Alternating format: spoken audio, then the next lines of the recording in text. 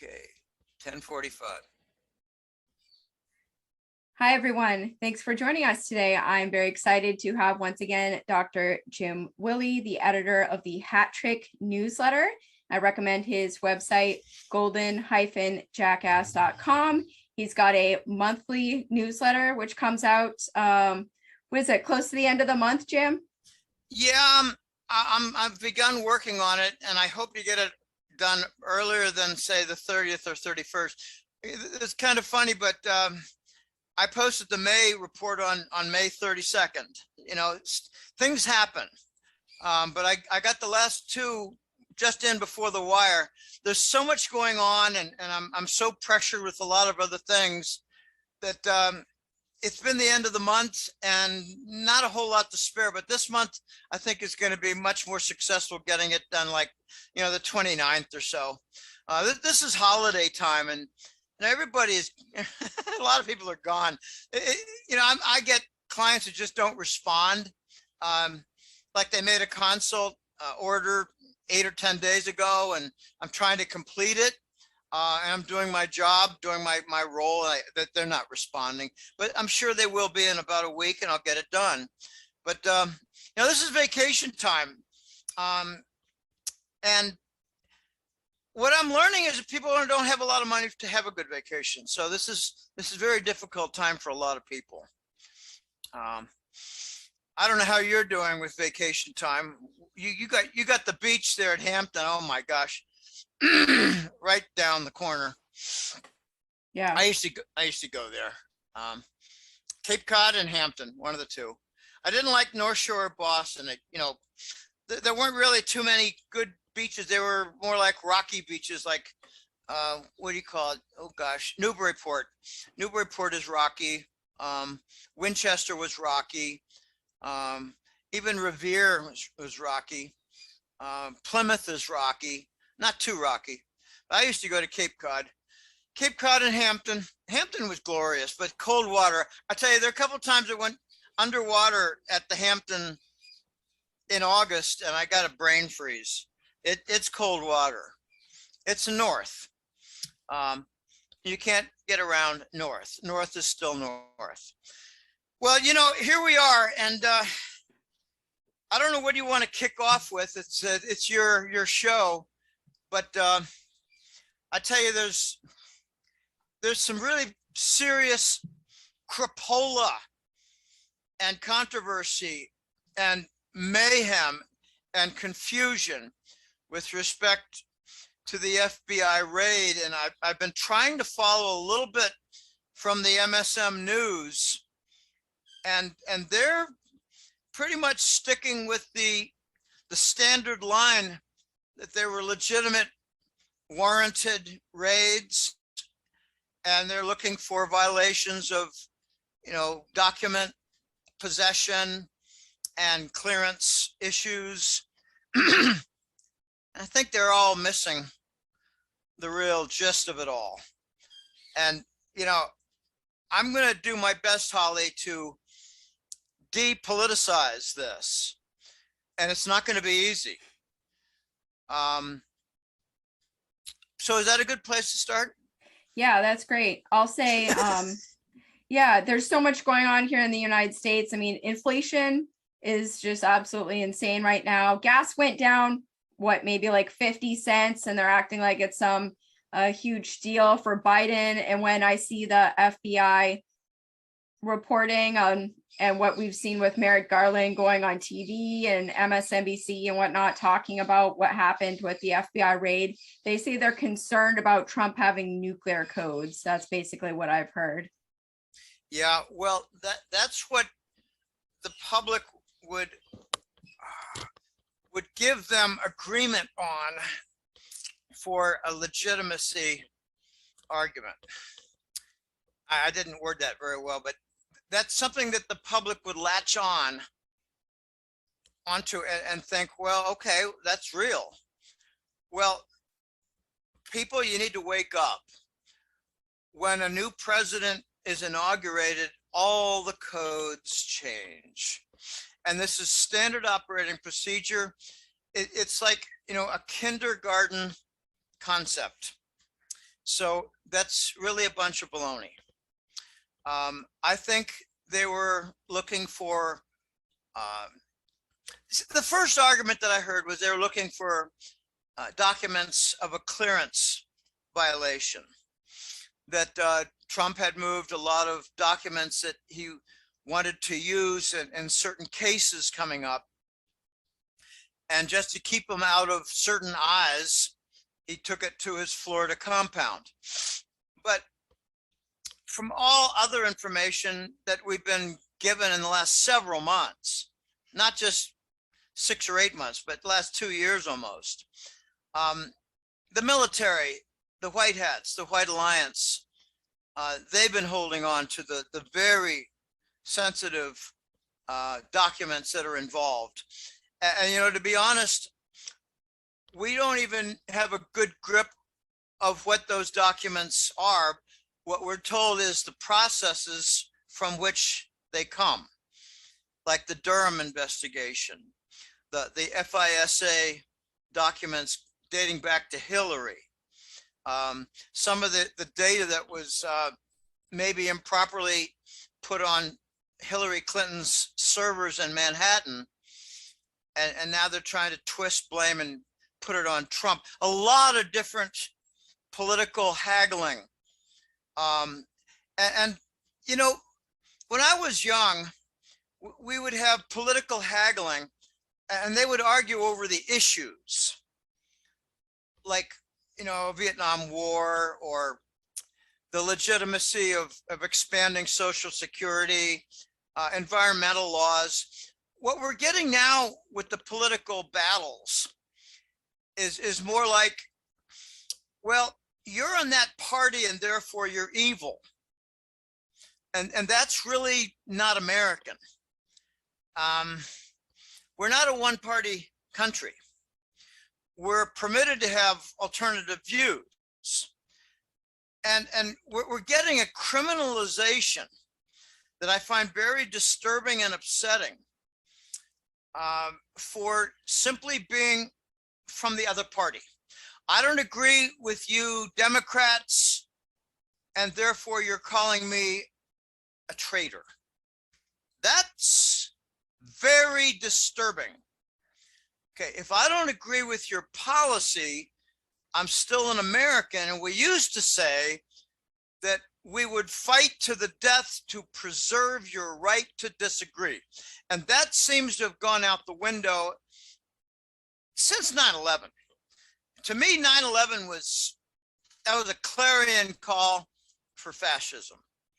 And I'm going to be very careful, because the Patriot Act, in my opinion, was the fascist manifesto.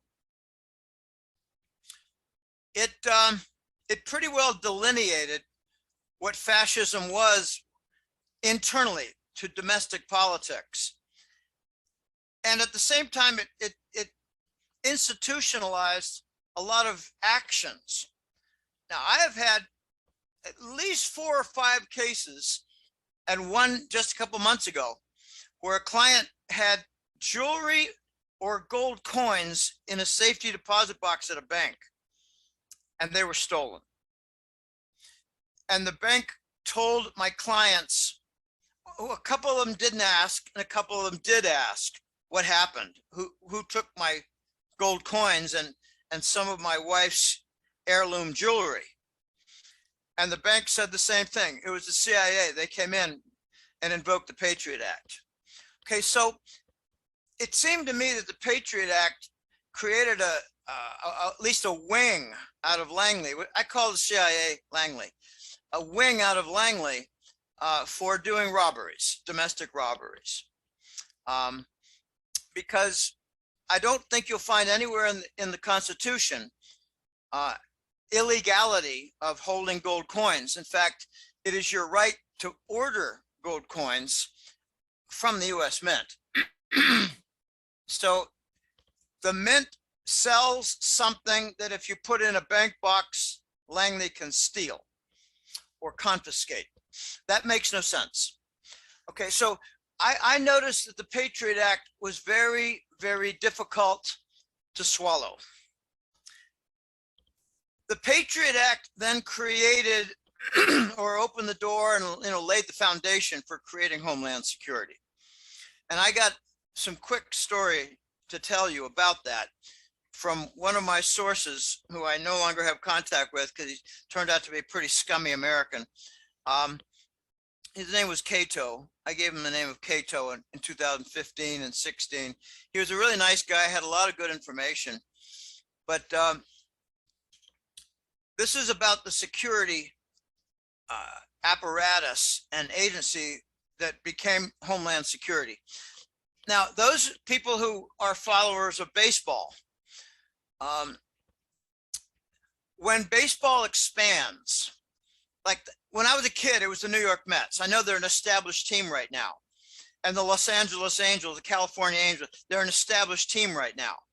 And the Houston Colt 45s, now called the Astros, they're an established team right now. And the Seattle Mariners, same thing. When those teams were created, all the other teams were told you could protect like 24 players on your team or 20 players on your team. I don't remember exactly, but they had to leave unprotected a few, decent players. And they got drafted by the expansion teams. Okay, that's how they got created. Homeland Security did something one level worse. They said to the 15 different security agencies, give us 2 of your people. So naturally, they gave them 2 of their worst performers and least intelligent and probably the most problematic for discipline. So Homeland Security became an agency with about 80 people, like the Department of Broken Toys, misfit toys. Okay, that was the beginning, but then they began hiring year after year and they had retirement, so it evolved. But Homeland Security at the beginning was made of extremely incompetent and unintelligent discipline problems. Okay, in that environment, it was created. And what the baby Bush administration did, Bush 2, what they did was they created related tentacles. They created the Senate Select Committee. They created a wing of the Justice Department. They created a wing of the Department of State. Okay, so the DOJ and the DOS, Department of State, and the Senate for their Select Committee on Intelligence. Okay, this is where the problems began, because in the name of national security, now I'll get back to this concept in a minute, they created overriding policy rules. Like, we don't care if you're from the Congress, this is the way it's going to be for national security. And the Senate Select Committee, it later grew into what they call now the Gang of 8. The majority Senate leader, the minority Senate leader, the majority and minority of the House, and other, like Attorney General and the Secretary of State and others. Maybe not those exactly, but just heads of certain groups within the government. They became the Gang of 8. Pardon me. Well, back then, if you check your recent history, you'll see that the Tea Party was gaining ground, and some of their goals and motives were very disruptive. And I will not use revolutionary. They were disruptive because they tried to unseat and untangle some of the corrupt entanglements. They wanted to clean up Washington. They wanted to limit, say, lobbyists' efforts, contributions to political figures, and political action, PAC, what's it stand for? Political action committees, PACs. Yep. They wanted to limit things like that. So the Tea Party, from the establishment perspective, was seen as enemies to the state. So Baby Bush tilted this new intelligence apparatus built about Homeland Security to go after the Tea Party. And there were several Tea Party members of Congress. I don't know about the Senate, but I know there were several. I remember them, but I cannot produce their names at this moment. And they were seen as a threat to national security, when really they were a threat to the Republican and Democrat parties. They were on the verge of creating a viable third party that would have disrupted our election process, because we don't base our leadership on coalition formation like Europe does, parliaments do. And what would happen if the Republicans and the Democrats, neither one got more than, say, 45%, neither one, and the Tea Party got 18. Okay, that disrupts the system, and the system relies upon its own inertia and its own stability in order to perpetuate the corruption. And this is why the Tea Party was seen as a threat to national security. No, it was a threat to the political structure of a prominent two-party system, which had worked pretty well for a long time. But ever since, say, I don't know whether it was George McGovern or Ross Perot, probably Ross Perot. There were a lot of reports that Ross Perot had something like 20%, and he was smothered. Okay, then more recently, we had Ron Paul. That was, I think, in 2008. And he had quite a bit of support, and he was another Tea Party guy. And he was seen as a threat. And what did Ron Paul do? But he challenged the Federal Reserve. There's no audit on the Federal Reserve for as long as they've been around. What are you doing? Nobody knows what they're doing. So to challenge that is considered a threat to national security. All right, so I think I gave a pretty good background on that. There's, with more time and more study, there's a whole lot more filling in the blanks. But the point is that when Homeland Security was created, we had what I consider to be the very false story of a bunch of Arabs attacking our World Trade Center. I think history will bear me out personally that it was a combination of groups laced in with the US government and our intelligence networks that did a bank robbery and reneged on some bonds, some very big bonds. Okay, so let's leave that alone, because I don't want to get, really twisted on the politics. I want to keep this general, like a constitutional, what's the word? Like a video of a constitutional white paper, a preliminary toward what I believe is coming. And what I believe is coming is a constitutional challenge by Trump of the structural workings of the US government since the creation of Homeland Security and the passage of the Patriot Act. Homeland Security is the manifestation of the Patriot Act. And of course, there are many, many more manifestations. But this is what I'm driving at. Homeland Security.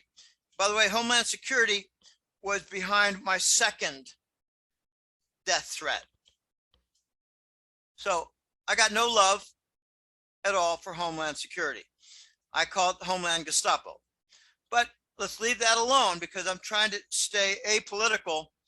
But it's an impossible task for a person to be completely impartial after his life has been threatened. And I moved out of the country. Okay, so let's move past baby Bush, and Obama comes onto the scene, who did not have, and again, this is a factual statement, he did not have a single piece of legislation from his Senate experience, junior senator of Illinois, not a single piece of legislation bearing his name. He did not participate in a single piece of legislation. He did not participate in a single project internationally. And I asked what were his qualifications to be the leader of the United States of America. So again, those are questions that I raise for lack of qualifications that I would even do for a Republican candidate. It's for any candidate. And I remember, for instance, in May of 2008, I said to a Black friend of mine, you know, we just had a change, like a 180-degree change in the US mainstream press. They're now calling Obama presidential timber. And he's doing a tour of Europe. Whereas a month ago, they said he had no foreign policy experience. So why is this fellow running for president? Okay, that gave me an idea of the tilted press. And I also told my Black friend, get ready, Dolores. You're gonna have a Black president in 5 months. How do you know that, Jimmy? I said, presidential timber on mainstream news, a tour of Europe where he's welcomed. Said, this is called grooming. Okay, so enter Obama. And Obama, you know, Trump was not a figure on Obama's radar from 2009 to 2013 during his first term. But Obama had a different agenda that went far beyond the intelligence network. Obama is now widely regarded to be an advocate of the United Nations and that overarching ruling body for what they now call global security and stability. Okay, so I personally, this is me interjecting my own terminology, I then regarded him as a Rockefeller vassal. Okay, so fine. It doesn't make it evil unless you take a closer look at what Rockefeller's life has been all about. But we'll leave that alone because we want to stay apolitical. So it is widely regarded that the deep state, and that's a pejorative term, so let's change it. It's widely regarded that the Washington bureaucracy of unelected officials, like say Undersecretary of State, Undersecretary of Justice, you know, Assistant Attorney General. What's another good one? Fannie Mae Director. Okay, these are not elected people. And then you get into the delicate ones like the 20 or so positions in national security and central intelligence. They're not elected. But the ones that really counted were the lower level of Department of Justice, Department of State, and National Security. Because they tended to be more loyal. I'm just going to say it because I don't know how I could dance around it. More loyal to the United Nations than they were to the Constitution. Okay, and they have now earned the new name of deep state. And you could say that the term deep state has nothing to do with, say, fascist policy or corruption with an election or anything like that. It's just unelected bureaucracy where the posts have rather significant power. But what's the key here? Checks and balance. The Constitution and our structure of government is loaded with checks and balance. When it came to Homeland Security's creation and the various, I use the word tentacles when it's evil. I use the word cables when it's not. So the connections with the various government entities, they began to lose their checks and balances. Don't question that. It's for national security. But then it became, don't question that because it's a political opponent.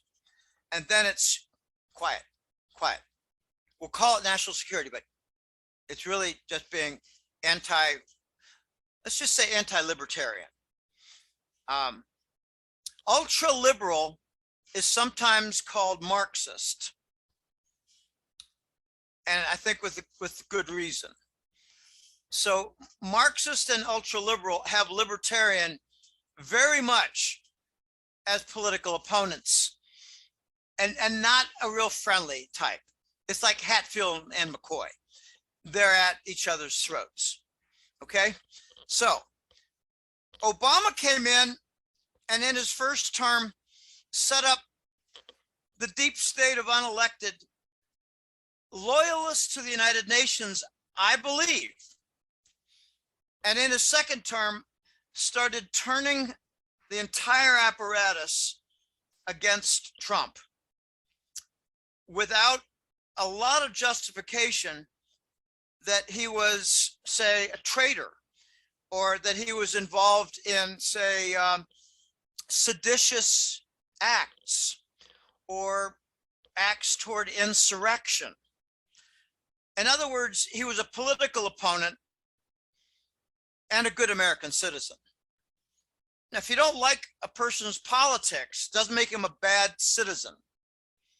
It makes him your political opponent.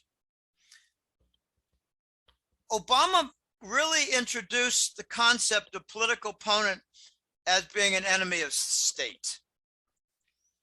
And that is something that he's going to have to wear, whoever Obama is. And I'll just keep that general. Enemy of the state is really kind of like a scarlet letter politically. Okay, well, now we've got a situation. I'll just go straight to some very important points. I've laid the groundwork. I've done what I can. And how many minutes has this been? It's been a half an hour. And these are very important foundation planks to create, because if you don't understand the foundation planks, you don't know where you're standing. Right now, it is not clear. For instance, this is one of the fuzziest things, fuzziest concepts out there in debate. It is not clear whether Trump, before January 17th of 2021, had the authority to declassify documents. That's how sprawling and heavy-handed, they're better words, but this is just what comes to mind at this point. It's how heavy-handed the intelligence apparatus had become.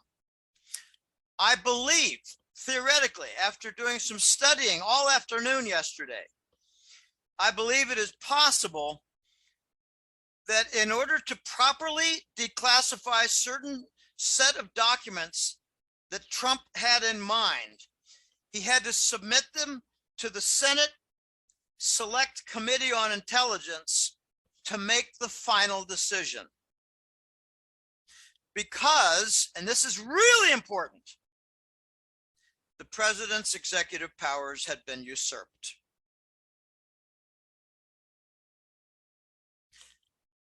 In the past, the president had the authority to classify or declassify along with the intelligence community, but they have usurped it. And they put it behind a Senate panel. There are other questions that are quite curious regarding, say, the Russian dossier. The Russian dossier, okay, it's pretty well known now that a lot of elements of the Russian dossier, even admitted by certain news networks in the mainstream, that many elements of the Russian dossier were fabricated. It is now on the table. That's not a political statement to make. It's a comment to reflect the reality of our political workings. So, Trump attempted a while ago, at the same time, to declassify certain documents that pertained to the deep state, those unelected officials who made decisions and wrote memos and made recommendations all within the intelligence network that were false. Trump made a decision to declassify them, those documents, whether they're email renditions or communiques like from a letter with letterhead signed. Those are more official, by the way. I don't even know if they use PDF files, like a document that you send because you're on a foreign embassy, like, 4,000, 5,000, 6,000 miles away. I don't know if they use PDF file, but the point is that in addition to the documents related to FISA, Trump declassified a number of documents that were related to the Russian dossier. And again, what we might find out in the next several days and couple weeks is that Trump might be charged with improper confiscation of classified documents. Forget the nuclear nonsense. That's just a silly thing. I know you mentioned it. I'm not saying you're silly. I'm saying the argument's silly. They need something that the public can latch onto. It's possible that Trump will be charged with grabbing classified documents that, according to past law and precedent, it was proper for him to declassify. Now it's not proper because the Senate Select Committee on Intelligence didn't make the final decision. Let me explain something, Holly, that's really wacky. Trump had this happen to him at least 5 to 7 times, I've heard. He would make a nomination for a post, and the Senate Select Committee on Intelligence would say that person, man or woman, did not pass the security clearance criterion, when it was really a political criterion. Okay, so Trump came up against this nightmarish intelligence network on many, many occasions, including nominations. Where are we now? I'll get to the climax. Here we are. The climax is that the intelligence branch now overrides the executive, the legislative, and the judicial. And this is no longer constitutional. That's why I call the Patriot Act a fascist manifesto, because it, in many ways, abrogates the Constitution. So let me bring on my own editorial opinion. I'm going through a lot of stages here that I've never done before in an interview, but we talked about this before. This has to be carefully crafted and drawn out. I believe what Trump is planning to do soon, and it could be after November midterm elections when there would be a different look to the majority structure of the Congress. He might be preparing a constitutional challenge to the entire intelligence network and its branch that has usurped power and eliminated the checks and balances, which is a very big part of the Constitution. And in order to do that, he would have to be confident that the Supreme Court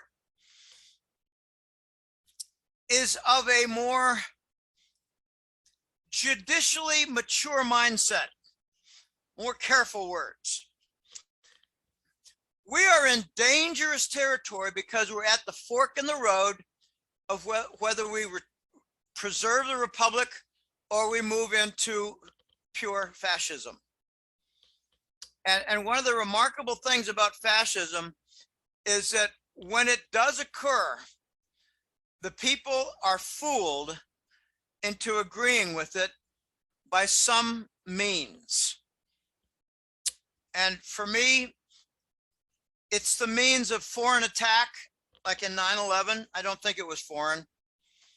I think it was internal banker and intelligence network. And we're told of other threat like virus. Well, if we have a virus pandemic, then why do we have fewer deaths in 2021 than we had in 2020? And why has influenza vanished?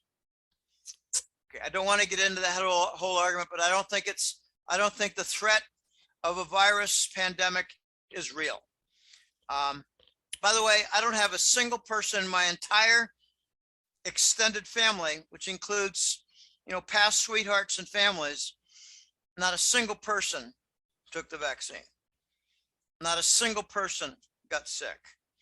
But my mother-in-law's, forget the grammar, my mother-in-law's good friend died. And that's the only one within my extended family with a connection. 3 degrees of separation. That's 2 degrees of separation because I know my mother-in-law. We've danced, silly stuff. And she's younger than I am. Oh boy. Okay, so what were the FBI officers and agents looking for? I don't think it was nuclear codes and stuff like that because they all get changed, and that's such a basic, fraudulent, silly, irrelevant, nonsensical argument that you're going to hear in the mainstream press, which will make them look like editorial fools. They could have been looking for documents that incriminate the FBI. The FBI might have been looking for documents that incriminate the FBI from the Russian dossier situation or from FISA investigations. I believe there's a lot of leaks are going to come from the FISA investigation if it ever gets off the ground. They're going to be leaks galore because they're going to be bombshells in the courtroom and they're going to be leaks in support to get the public behind it. What else could the FBI have been looking for? Well, the Department of Justice, as lapdogs for the intelligence network, might have put out word, we want to go look for documents like for the plan for any constitutional challenge that Trump might have for the fourth new branch. It's not in the Constitution, the intelligence. Okay, if you look closely at the Constitution, you will probably find, I'm pretty sure that, but I'm not a constitutional scholar, Holly. I do the best I can. I'm a stat rat, okay? I'm a quant jockey. I'm a doctoral statistical analyst turned economist. What you're probably going to see is that the intelligence branches report to the executive with the checks and balances from the Congress. And that has all been turned on its ear. The executive could not obtain documents upon order because the Senate Select Committee on Intelligence said no. Now, that's not 3 equal branches of government. That's intelligence overriding all 3 now since 9/11, the passage of the Patriot Act, and the creation of Homeland Security with its various, let's just call it as I see it, tentacles, nasty tentacles, because now they've been turned nasty. They've made political enemies or called them enemies of the state. It's improper. It's not right. It's not even American. It has nothing to do with the America that I grew up with. I'm hearing over and over again, this is not the America we knew. It's because it's turning into a fascist state, and we've got to be very careful to interrupt this, or else it's going to get ingrained even worse. So the FBI might have been looking for information of documents having to do with FISA, having to do with Russian dossier, having to do with incrimination of the FBI itself, or their buddies at Department of Justice, or highest level, a constitutional challenge. I think it's all the above. I learned something a long time ago doing marketing research. Okay, you get the data out, you clean the data, you run the data, you get your models that make sense. And then you have questions. Well, is it A, B, or C that's important? They're all important. It's a question of how strong they are in importance. And in statistics, there's a wonderful thing. I don't know how much statistics you had when you were in school, but there's something called the analysis of variance table, ANOVA. And what you do is you get a ranking of factors. Well, this had the highest F statistic, the F test. It's a division of variation due to a theme over variation of your control group, your natural variation of sampling error. So we could then say, this is the most powerful. This is the driver. We used to call it the driver when I was at Digital Equipment Corp. This is the principal driver. And this is a secondary driver. And this is third, but it's not very important, but it's significant. Okay, they're all important. They're all significant. And we're going to find out, and I'm going to tell you my guess. My guess is that later on, we're going to find out that the FBI was looking for documents to incriminate the FBI. And later we're going to find out that there's a second really important thing. They were looking for documents having to do with the Russian dossier, which was fabricated to incriminate their friends at the Department of Justice and the perhaps even the National Security Agency, NSA, and maybe a couple senators, but they're friends. So first it's FBI trying to catch something that incriminates themselves, and then secondarily, their friends. But what I think is coming is the climax. And we may not hear about this for some time. I mean, like several months, a constitutional challenge. And I'd like to make a comment about Justice John Roberts. And this has to do with my sources of information. And this is going to be juicy. And I'm not a political guy. I've never been a political guy. I was in college and all I was anti-war Vietnam because they almost got me. And then later I was anti-offshore outsourcing manufacturing. I thought, this is stupid. This makes no sense. We're giving up legitimate income production for our nation. How are we going to manage debt? We're going to go into bankruptcy. Okay, so what I learned from a source of mine, and this person was involved 20 years ago in law firms at Washington. I don't want to say whether it's a man or a woman.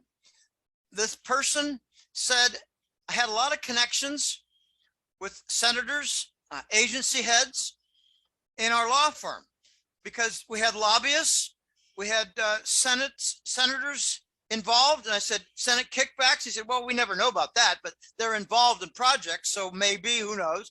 They didn't know. The source didn't know. But what my source told me was that one of the attorneys had a close connection with the Supreme Court, and they heard at a cocktail party that the White Alliance was all over John Roberts for conspiracy for murder of Scalia.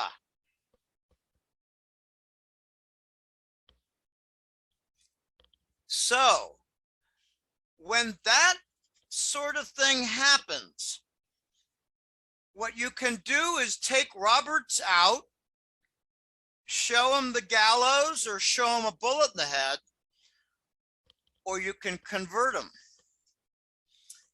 And what I've heard is that that whole episode has been turned into something constructive for the nation.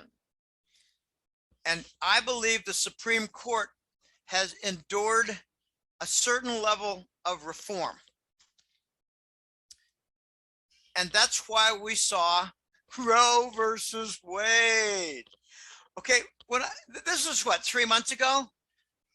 And my first impression for Roe versus Wade. Okay, notice we're on a constitutional theme here. Getting away from the FBI raid, but still on a constitutional theme. When Roe versus Wade came out, my first thought was, what do they want to do? Cause a civil war? They just want people at each other's throats? The pros versus the antis? Nah, this is something bigger. This is the White Alliance at work. This is the conversion of Justice Roberts. Okay, now just put aside that Scalia was murdered. I mean, no one dies a natural death with a pillow over his head. Okay, just get real. Okay. It looked to me, and I conferred with my smartest friends and colleagues, and I said, this looks to me like it's going to be a major push to reduce federal power and to put it in terms of state power. And everybody that I talked to said, good point. I'm thinking very similarly. And let's see how this plays out. So I said, first will be abortion. Second will be gun rights. And I don't know about third. And a couple of my colleagues said, gay rights, Jim, lesbian, gay, trans. I said, okay, makes sense. First is abortion. Second is gun rights. And it wasn't 3 weeks, Holly. They made a ruling on gun rights right after Roe versus Wade to reinforce the state power. This is not, the Second Amendment is not an overarching amendment for gun rights, the right to bear arms. It is a confirmation of state rights. It's at state rights that you have the right to bear arms. It's a confirmation. And it's really more like an imposition of that right in the federal arena. Anyone who works like in a department of something or other in the federal government, you have the right to bear arms at your home.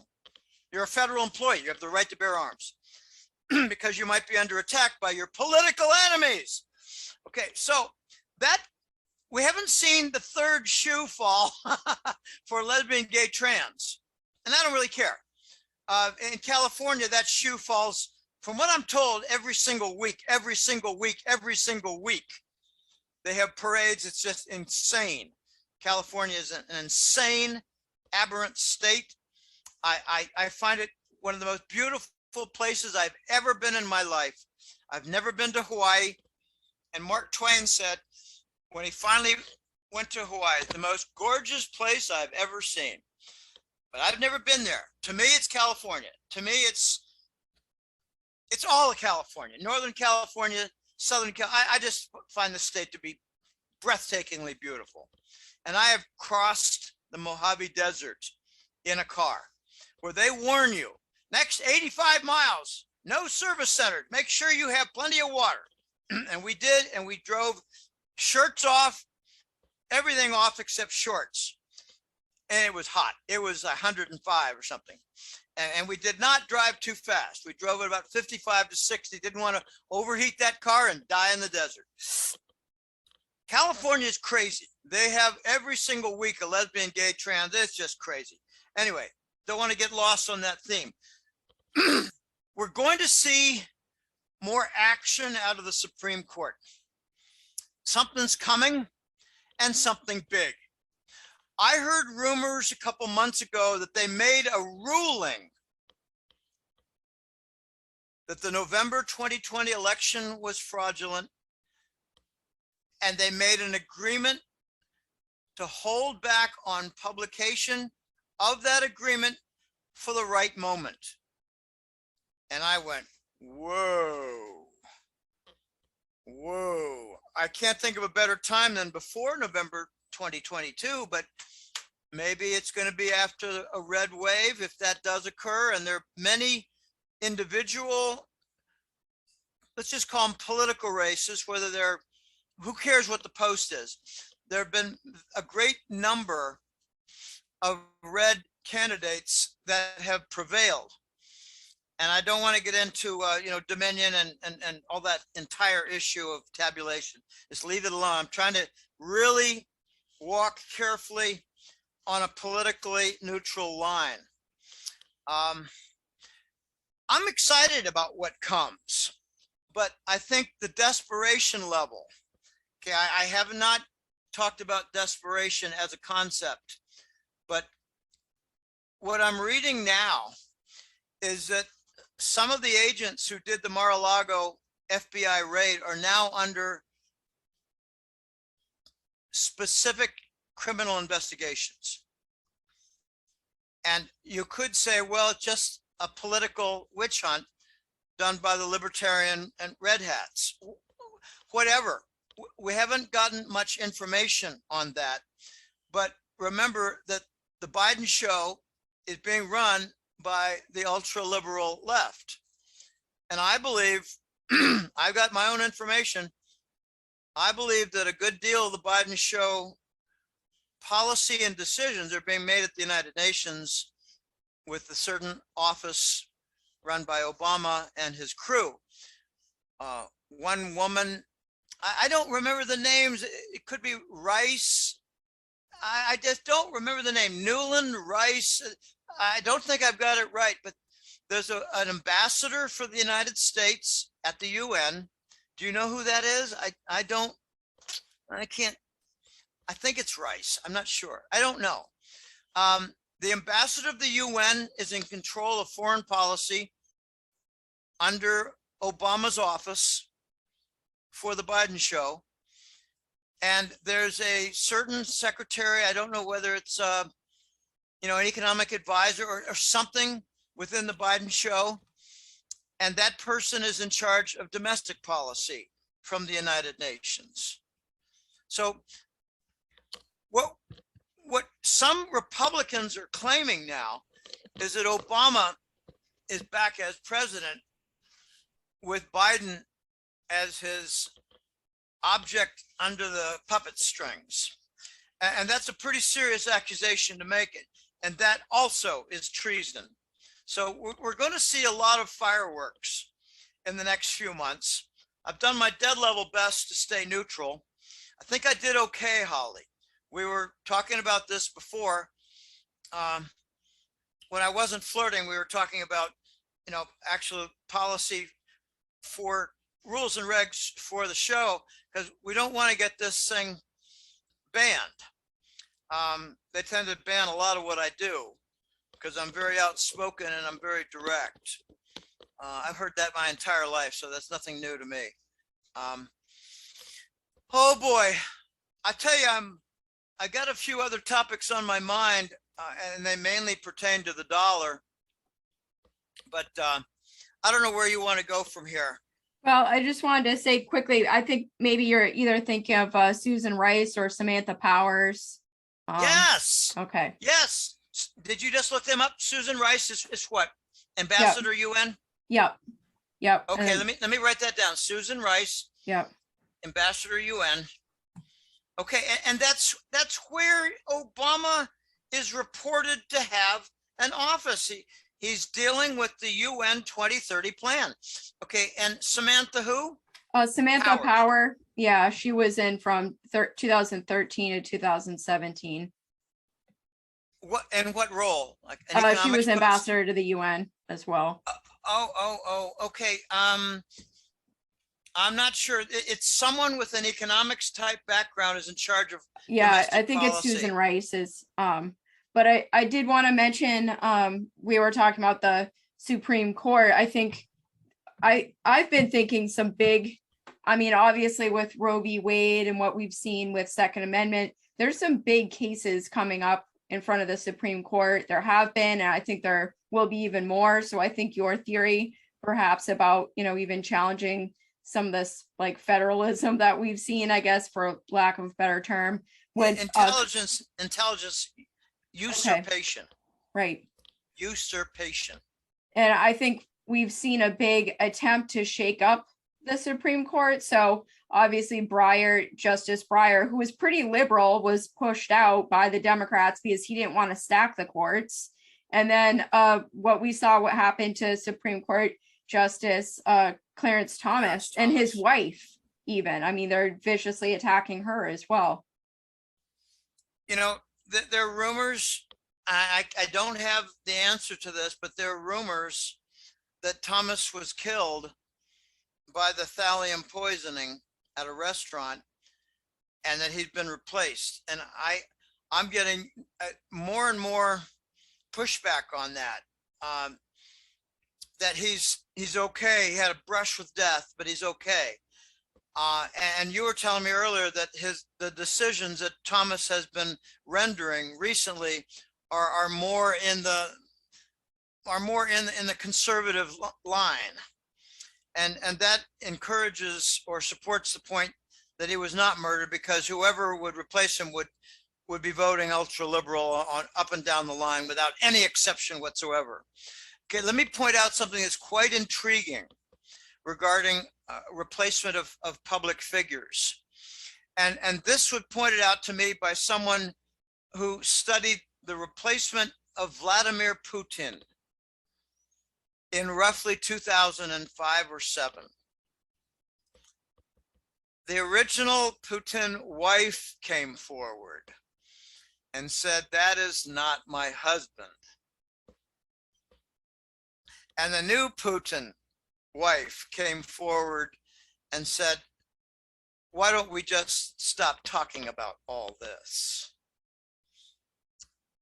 So the point is, if you have a replacement, you've got 2 wives in the room. Okay, unless it's someone like Obama, who has a man in the room that he goes to bed with. But we'll leave that alone. I have been asking questions. Is there a new woman with Clarence Thomas? When they go to the restaurant, when they go somewhere on a weekend and they're spotted at, the Hamptons, okay, wherever, where they're spotted at, I don't know where Washington bureaucrats go to hang out and have fun. There aren't a lot of beaches in Maryland and Delaware. There's Rehoboth Beach, but that's kind of a small beach. That's more like a port to get on the ferry for heading down to the Chesapeake. And I did that a lot. I loved that. I went from Boston down to Outer Banks of North Carolina by way of the Rehoboth ferry, and then the Chesapeake Tunnel. But where do the Washington top figures hobnob? Where do they go? Okay, wherever. Is there a second woman seen with Clarence Thomas, or is it the same woman? I heard her name was Virginia. They call her Jenny. And so far, we would hear, okay, and I'm glad that we're not hearing. We would hear of a second woman, because that would mean it's the replacement's wife. Okay, this is very delicate stuff. And you cannot take a woman and say, "We want you to hang out with this man. It's not your husband. We want you to live with him, hang out with him, go out for dinner with him, hobnob at the beach or whatever." The woman will say, "I'm not doing that." And you get the scorn of a woman. Okay, it's just not that way. It doesn't work. It doesn't work. It does not work. Okay, so an interesting little, for me, it's like a proof, a nail on the argument. We haven't seen a second Mrs. Clarence Thomas. I know that's very offensive for a lot. We haven't seen a new wife of Clarence Thomas. I never had my wife called Mrs. James whatever. Never. In fact, she didn't even change her last name because she was involved with her own little career. Okay, this is all very interesting, Holly. We got other battles. What I find intriguing right now is that you could have an hour interview in 5 different areas, because that is the degree of conflict and the scope of conflict that's going on in unsettled manner regarding the United States of America, which is in a state of flux right now. I am one to think that we're going to come out of this with serious damage, but we're going to come out of this in a preservation of the Republic. And for those who know their Greek history, there's a term called Pyrrhic victory. P-Y-R-R-H-I-C, I think. P-Y-R-R-H-I-C, Pyrrhic victory. Pyrrhus was the site of a war where they won, but they lost a lot of their leaders and a good part of their city was burned to the ground and their crops were burned. So they won, but they presided over ruin. And I think we are going to preside over ruin for what these bankers have done since 9/11, and now what these doctors have done since the corona. And by the way, people need to understand, and this I'm going to touch on it and walk away. COVID is not a disease. SARS is a disease. I can't remember what the first A stands for, but acute respiratory syndrome. COVID is certificate of vaccination identification, AI, artificial intelligence, AI. First letter, ninth letter, AI, 19. Okay, let's leave that alone. I think we're going to see an explosion of data in the health sector, an explosion from just damage, injury, death. And you know, an interesting thing happens when it comes to death. Once a person dies, you never undie. And as you pass in time, more people die. So what we're seeing now is a growth in the death statistics, but you can always limit your statistical gathering, data gathering, to be the annual statistic. You're not going to get deaths growing and therefore your annual growth. No. You get the end of the December month and you stop counting. Okay. There's an Indiana life insurance company, and I dug and dug and dug, and it took me about 3 months finally to get what was the standard error before. What was your standard deviation before? I don't want to get into a statistics lesson for definition, but it's the usual degree of variation, typical variation. And if you're familiar with the bell-shaped curve, it's the distance to where the curvature changes. Think of it as the width of the main core of the bell. And you know, you prove that's where the second derivative turns zero. It's all fancy stuff for the people with calculus background. Okay, what we learned from the Indiana life insurance company was when the dust cleared, they were at 13 standard deviations from the mean. And me being a probability nut, I love probability. It's so funny. I love probability more than I love statistics. Statistics is doing tests. You got data, you examine a hypothesis, you come up with a conclusion. Did that marketing program work? Which marketing program was better? What's your elasticity? How do we make this? But my PhD thesis was just probability. It was something really, really cool. And for those who care, contact us. I'll share some information. But what I'm driving at is a friend of mine has a doctorate in electronic engineering. And he wrote to me a year ago and said, Jim, do you have that tail probability for the normal? What's a probability of having like more than 5 standard deviations? How rare is that? And I said, well, let me get back to you because I've got an approximation, but let me study it. Give me a couple of hours. And I studied it. And what I did was I gave it a bounding. It's between this and this. And each one is a tough calculation. But I did an approximation for him. And I said, I only did it for 7 standard deviations. The Indiana life insurance had 13 standard deviations above the mean for deaths. And that was deaths between the ages of 18 and 62 for male and female adults. For 7 standard deviations, it was one chance in well over 100 trillion.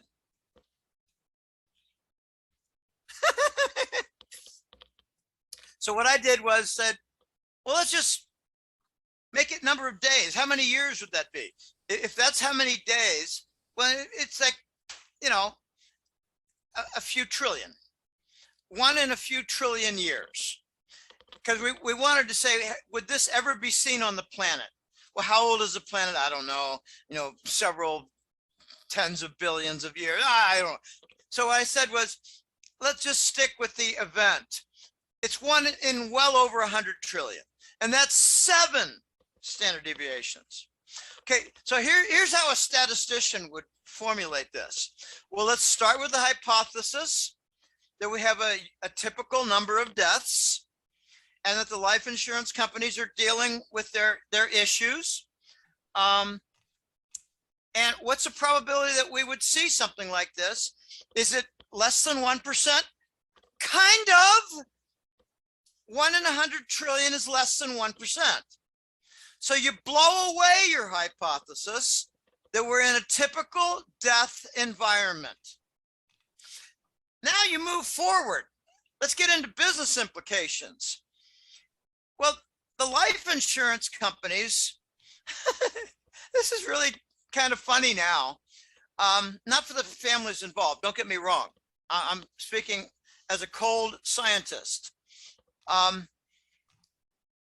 For someone who died after the vaccine, they cannot say I died from the vaccine because they signed an experimental form, and they cannot collect life insurance because they signed off on that. But now we're getting into new ground where they're trying, the medical sector is trying very desperately, Holly, to move away from vaccine as cause or agent. The guy died of cancer. The guy died of a heart attack. The woman died with you know, blood clots. So we're getting turbo cancer. We're getting strokes, heart attacks, myocarditis, which is inflammation of the heart muscle. And we're getting all these different deaths. And Big Pharma enters the room and eliminates the vaccine as a death agent. So they're dying a normal death from cancer, from stroke, from heart attack. And the life insurance companies have to pay until they declare a force majeure. Okay, now think about the business model of a life insurance company. What do they invest in? They got a nut. They got a big nut. What do they invest in? People's deaths. No. They're the investment of the nut to gain income. What do they invest in? Treasury bonds. Oh. Are they getting much income on that? No. Okay, so they're getting extraordinarily low income and extraordinarily high payouts. So guess who the next death sector is going to be in business? Life insurance companies. They're going to go down like flies and caught in the window, in an Alabama window. Alabama summer, I mean. We've got extraordinary times, and it's full of things to examine and analyze. But I think we did a pretty thorough job in checking the constitutionality. Okay, not from the perspective of a constitutional scholar. I'm just looking at the checks and balances and the politicization of various agencies. And I give a lot of that blame to Obama. Baby Bush he really brought it to the fore for targeting, say, Arab groups. Arabs were treated pretty badly inside the United States for a while, but that went away. That went away. And then it became Republicans. So it's now enemy of the state to be a Republican or libertarian. They're trying to criminalize a political party, and they're not going to succeed. They're going to get a very big backlash. And I never even got into the IRS, and I don't plan to get into the IRS. That's a whole big can of worms. So, wow. And anything else you'd like me to touch on, Holly? It's Well, I think you're right when you're just talking about, insurance going down. We're going to need a whole restructuring of our financial systems too. I mean, the US dollar is just totally collapsing in front of our eyes. I mean, I see it here in the US. Inflation's just out of control at this point. You know what's interesting? It's a dichotomy. What we're seeing is the dollar is rising versus all of its competitors. Look at the euro. It's approaching parity now. It might even be at parity. We haven't touched on Ukraine. I don't plan to touch on Ukraine. But Europe is in trouble, and partly because of Ukraine. But the euro currency is down, and the dollar is up. But the main reason the dollar is up, this will just be kind of a synopsis rather than a thorough handling and discussion. But the dollar is up because against other currencies, like the euro, like the Japanese yen, really all the major Forex currencies, the dollar is up. And it's not up because our economy is stronger. It's up because there's a tremendous demand for dollars to liquidate the derivatives. And I talk about this in my hat trick letter often. And there's really not a great deal that you could bring to the table to fortify arguments, especially since Rob Kirby was eliminated. My colleague, Rob Kirby, a very kind, gentle man.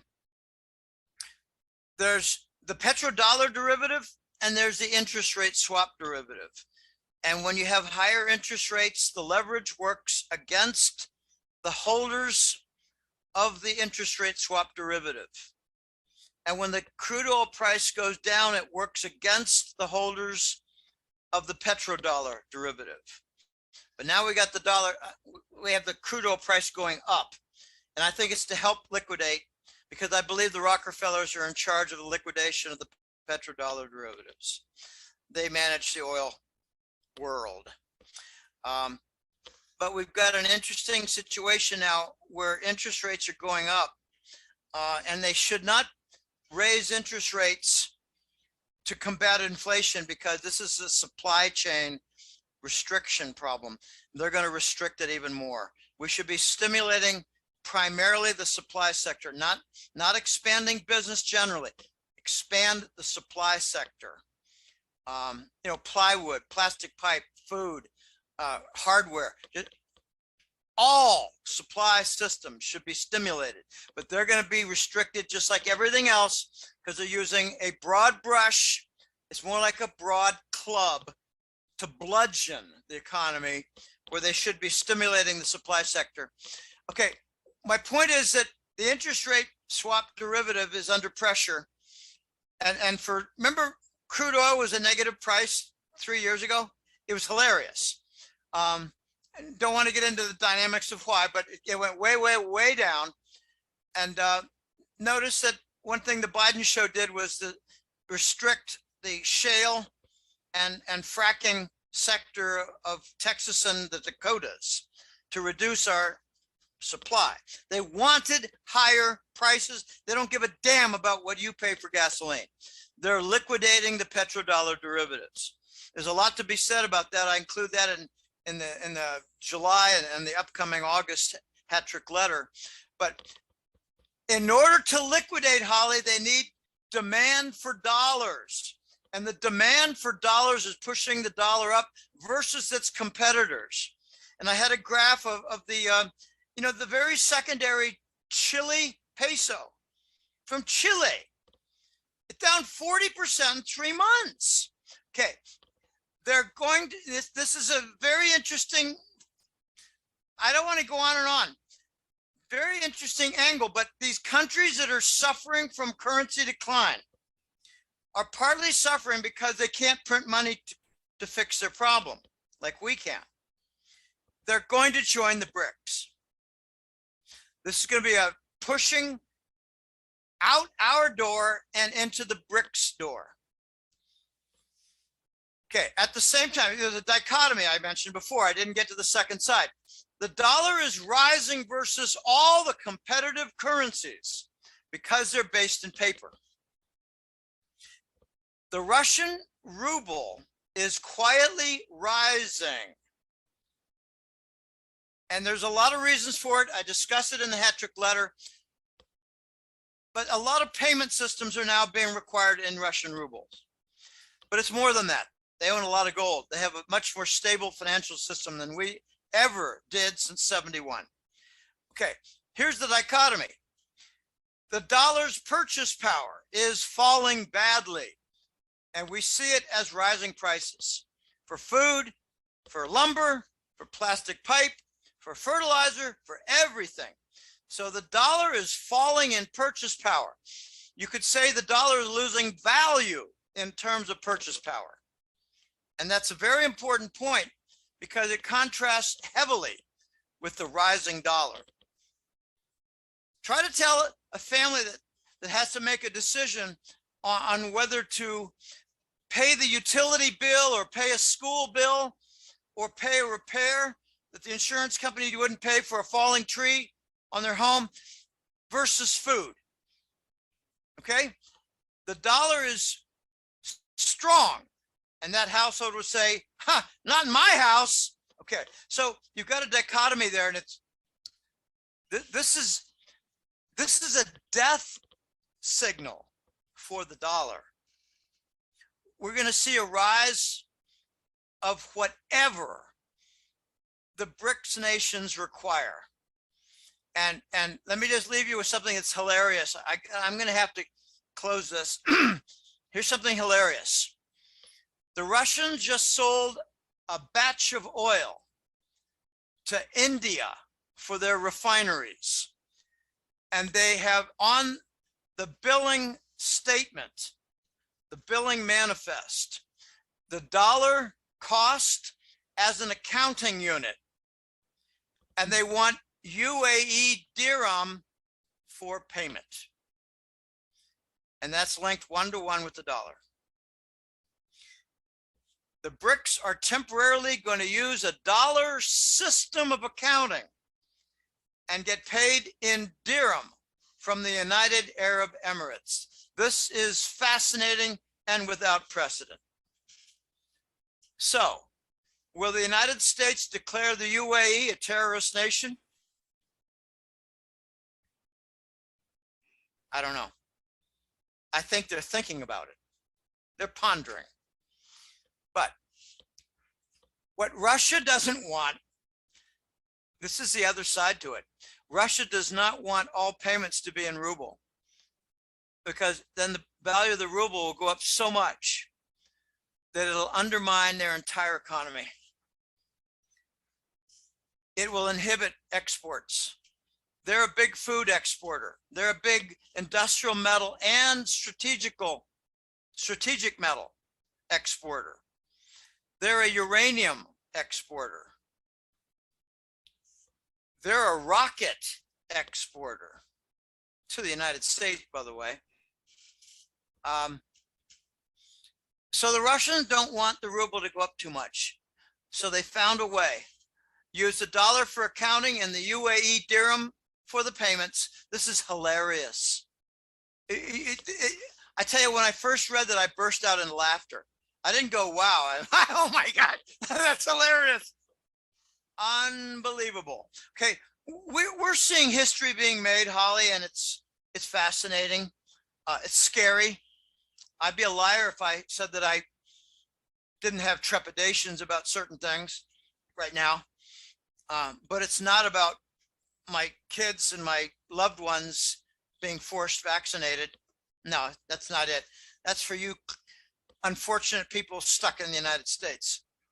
But it's going to change, and it's not going to be long before the change comes. So it's a good time to become an activist as a citizen. And I hope liberty prevails.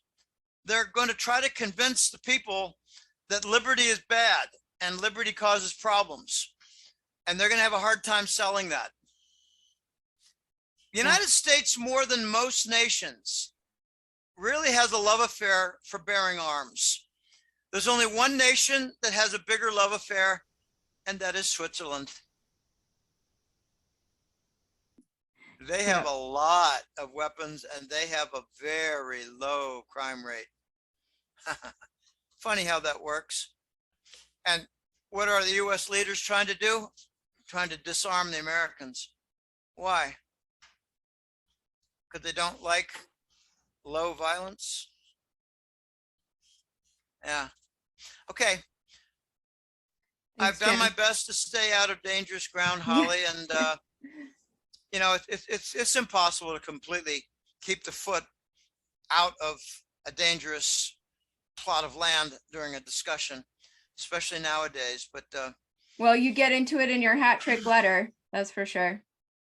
I do, and it's scary sometimes when I'm writing. It's scary. These are not fun times.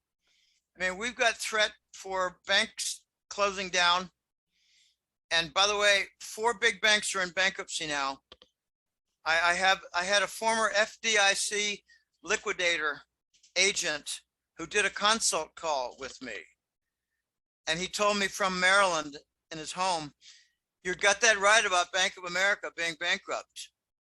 And you got it right that they've been in bankruptcy since March. But what you missed is certain databases that you can enter as a citizen. But I know of it only because I used to be an FDIC liquidator, special databases. So is Wells Fargo in bankruptcy. So is JP Morgan in bankruptcy. And so is Goldman Sachs in bankruptcy. Now remember what bankruptcy means. You're insolvent, you got more debts than assets, but you're suffering from lack of liquidity to manage it all. And that's why they're doing these gigantic patch jobs. And evidence is seen in the balance sheet for the Fed. There we go. Scary times. Well, it's golden-jackass.com, Holly, and you look so good. Much, Jim. You look good. You look good. You look too. Good. You're in a good mood. I never look good. Not since 1995 or so. I'm just a strong older guy now. I'm in shape. I'm strong, and I should be thankful for that. My nightmares have ended, and that's a personal issue. But some good things have begun to happen, and I'm happy to report that. But I got to say, you're looking good, Holly. You're looking good. Thanks, Jim. We'll leave it at that. Thank you so much. I'm so glad you were able to come on, and that was just a great overview of what's been going on here in the US and with geopolitics and finance. So highly recommend people check out your website, golden-jackass.com. You've got consults on there. I know you're super busy, so but you get back to people. I had close to 20 consults that piled up that I hadn't done because I was busy writing the July letter, and I appealed for aid, and I got aid in the form of consults, and I wrote to them and said, this is going to have to wait until I'm done with the July report. And I got more. I got like 9 consult orders in 3 days. I can't do 9 in 3 days. I had to wait. Anyway, I got it under control now. I hope to do one later today. I did one yesterday. I give extra time. I'm pretty generous with my time because when I do a consult call, it's a 2-way street. And bear in mind that someone who wants to do a consult call with the Golden Jackass is probably not an ignoramus. So it's a 2-way street, and this FDIC former liquidator blew my doors off. And I've had others that were quite interesting. And I learned something from many of my consult calls, and I benefit. So I give them extra time, and it's fun to talk with smart people. And some of them are really quite lonely. Jim, I hear that over and over again. I got 3 people in my family who don't see things the way I see on various issues regarding money or health. And I just, it's nice to talk with somebody of a like mind, and we go on and on and on. Yeah. I can't talk to my son. I can't even talk to my wife. Yep. I go, oh my gosh, don't tell me you're going to be a widower soon. Well, I don't know. She got boosted twice. Oh, no. Yeah, I've got a friend, and you know, the old way of measuring is 3 degrees of separation. Friend of a friend of a friend. And he's up to over 140 dead people. Oh. Friend of a friend of a friend. And I said, what's your criteria? And he said 30 days after vaccination. Oh no. Yeah. So this is it's a dangerous time. I don't want to get this censored, but I hope this can get posted widely. Thanks, Jim. I'll follow up with you soon. Okay. All right. Very good. Bye now. Talk to you later. Bye-bye.